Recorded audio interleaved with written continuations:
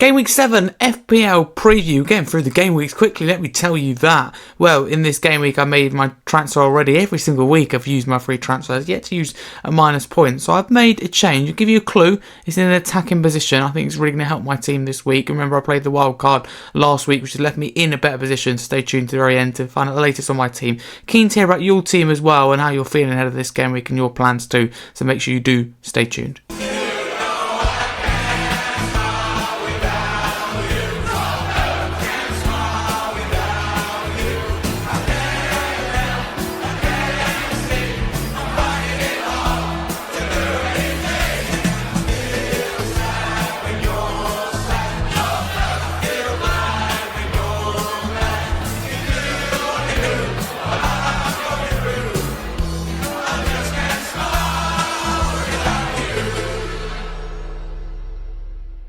On screen's how my team is looking then for Game Week 7 FPL. If you're new, like, subscribe.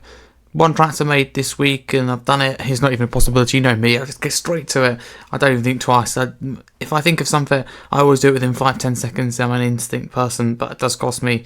And Instinct 2 weeks ago told me to bring in Evan Nilsson for Bournemouth. I've taken him straight back out because the fixture for Bournemouth for me looks tougher. I replace him with Automata with Newcastle. I always like to give a new signing. Well, I say that, I don't do it enough. Time to settle, and he's impressed me. I think real physical presence, now starting to score these heads, something he previously hasn't done before, even despite his height. But for me, the fixtures, although they're not rosy for Newcastle, they're scoring fixtures. Forest at home, Brighton away, Fulham at home. They're okay fixtures in my opinion. So Automata I brought in for this week for Evan Nilsson. That's my one free transfer used.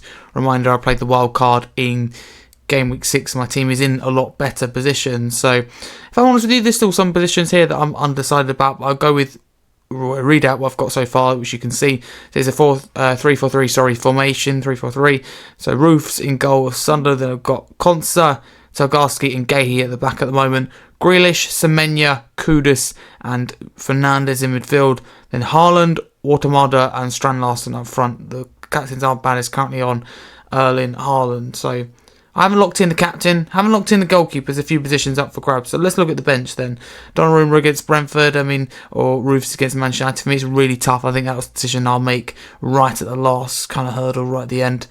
And I'm split with Everton players as well because Palace have a really good defence. So part of me thinks, do I put both Grealish and Ndiaye on the bench? It feels harsh. It's tough. Van der Ven against Leeds. Leeds are struggling in front of goal, but Ellen Rowe, you just give them a chance, don't you? Do I put Van der Ven in there? Probably likely I'll put Van der Ven in there. But I find it really hard because there's a lot of potential clean sheets this week. Even Troffea against Fulham, can he keep a clean sheet? Can he somehow get a return as well? So a lot of decisions to be made because all three of those players I've currently got on the bench, particularly Van der Ven and Troffea. I think you can make a case that they could be in the lineup. I would usually say that, oh my God, Grealish and Ndiaye, you've got to get in there, but because it's Crystal Palace, have been so good defensively, I just don't think it's quite safe this week. So that's my team at the moment. As I said, I'm completely undecided. If I don't captain Haaland for whatever reason, other captain options for me would be Automata or maybe Bruno Fernandes or Kudus. I'm not 100% sure. So if you have any advice for me or anything, let me know in the comments below. Of course, my transfer plans are done. I really do not, I won't be, I can confirm now, spending any points on transfers after playing the wild card. It would just be totally unnecessary. But that's the thing as well. De Villa keep a clean sheet against Burnley, to Everton to keep a clean sheet against Palace, to Palace keep a clean sheet against Everton. These decisions I've got to make because I think when you get clean sheets, that's really important. But also you've got to think about attacking returns as well. So I'll be thinking, I think there's a few decisions that I got wrong last week because I believe Game Week 6 I brought in the right players, but I've got 40 points, 4-0 out of 46, and for someone who played the wild card, that's pretty poor. But for context, 21 points on my bench, 8-point swing from the goalkeeper, and I was stuck, if you remember, between Targarski and Mark Gay. That cost me another 6 points. So just everywhere you look was just awful. So I need to get these decisions right. I got the captain decision wrong, and I got the goalkeeper decision wrong and the centre-back decision wrong. I can't afford to do that this week. So that's the thing. I do overthink it. I do look at it like a lot of FPL managers do. But for me, that's the big thing this week.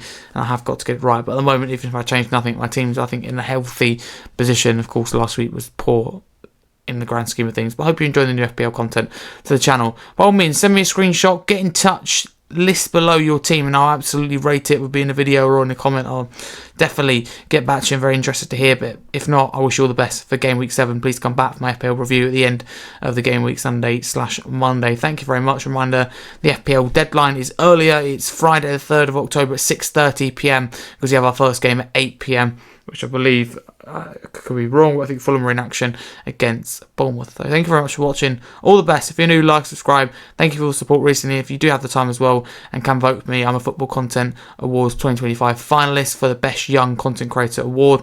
Deadline's 12th of October. If you can vote for me, it'd mean a lot. I'm aiming to win this year. Thank you so much.